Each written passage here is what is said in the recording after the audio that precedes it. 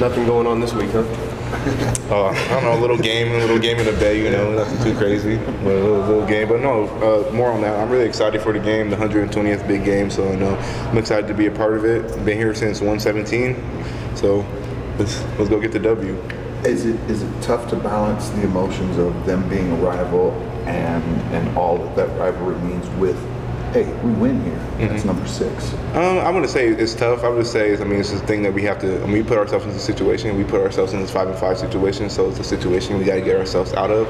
So I wouldn't say it's tough. I would just say that it's. Does it just add to it? Yeah, it adds to it. It definitely adds to it. That being the big game is going to be our 6th win. But at the same time, we have to stay focused and not get too caught up into that it's going to be win number 6 or it's Stanford. We just go out there as another faceless opponent and go out there and get the victory. That's been the mantra all year, though, right? Yes, sir. And has that helped kind of set the stage for this? Yes, sir. That's helped. Coach Wilcox has been preaching the same thing since he got here in the spring. So it's a faceless opponent. If we do what we need to do and we go out there and do what we do, then we should get the W. So that's what Coach Wilcox preaches. At the same time, being a senior, it's been 7 years. 7 years. Since Cal last touched it.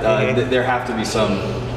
When bonfire comes around, there's got to be some emotion for you. I feel like when the game starts, that's when I'll get the emotion. I'm not a big emotion guy, but when the game starts, I'll kind of feel it. Like you said, we haven't got it in 7 years, so I'm excited. I'm excited to go out there and get it for the Cal fans, and being my first one, it'll be really special.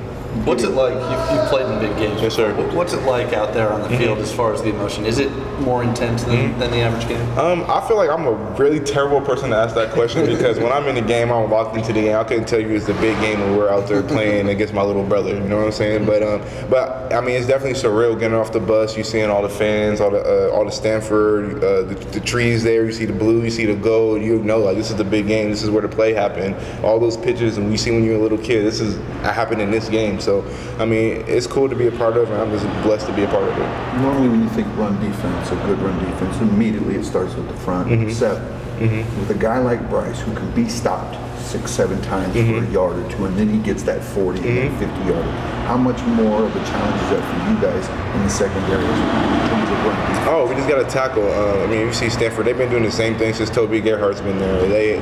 They'll run 5 yards, they'll run 2 yards, and all of a sudden they get you in that one-on-one matchup and gone. So, just the emphasis this week is just to wrap, tackle. When you get there, make sure you take that extra step, you wrap and you tackle, and just make sure if you don't get the tackle, you make sure you help out for your other guys coming along to make that tackle. So it's very important that we play as a defense, we play fast, and we wrap and squeeze. Getting away from these numbers, is he going to be the best back you faced this year?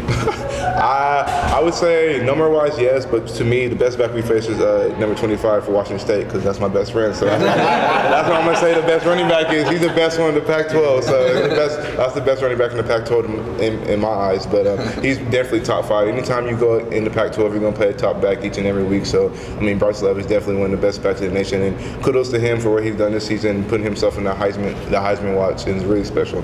Is that much more impressive considering he's been playing on one leg for the last 2 weeks? Yeah, it's kind of crazy, but it's football. We're going to be nicked up, so he knows that, they know that. So, that's just part of the game, but, it's pretty special what he's been able to do this last couple of weeks. Today, Coach Schroeder was telling the linebackers, especially in the rain, it's all about detail. How much is it about detail when you got to take on a guy like Bryce Love?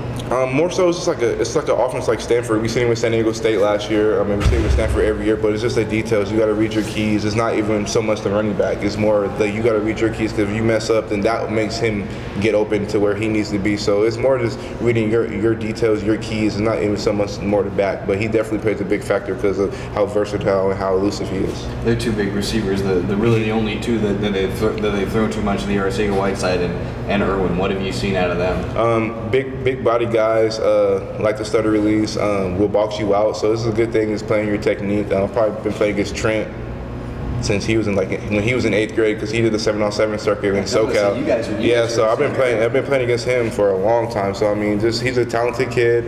They're both 2 talented kids, and we just got to make sure we do what we got to do, our technique wise, and be able to play them.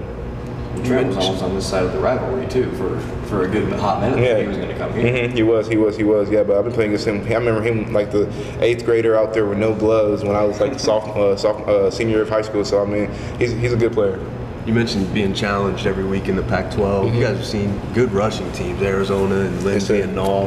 Does that prepare you at all for what you'll see this week? I'm a little bit, but it's a different kind of running scheme.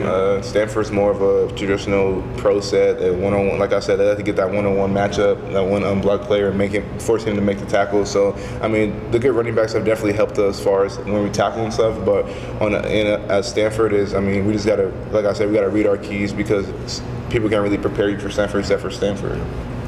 You mentioned seeing some pictures of the play and stuff growing up. Do you have any favorite memories of the big game before you got here? To be honest, I'm a Southern California kid, so we really didn't. I wonder if UCLA. My dad. What rivalry were you on down there? I really wasn't on any side. It was just a big rivalry. My dad's a big Notre Dame fan, so the Notre Dame, SC. So I was more like on that side. But my favorite play of the big game would be Chad last year when he took it to the house on the first play. I didn't play last year, obviously, my hamstring, but like just seeing him take it the first play of the game and do his little Conor McGregor walk was the coldest thing I've seen. Coldest thing I've seen in person in a big game. So I mean, that would be my favorite moment. Shout out to Chad out there in New Jersey. You guys have checked off a lot of boxes this year, kind of turning the program around. How important is winning big game, bringing the Axe back to the things you guys need to do to turn this thing around? Man, it's very important. All week, I've been asking people what's on my mind. And they'd be like, what? And I'd be like, the Axe. So I'm making sure everyone knows that that's been on my mind for 2 weeks. I mean, it's very important to me.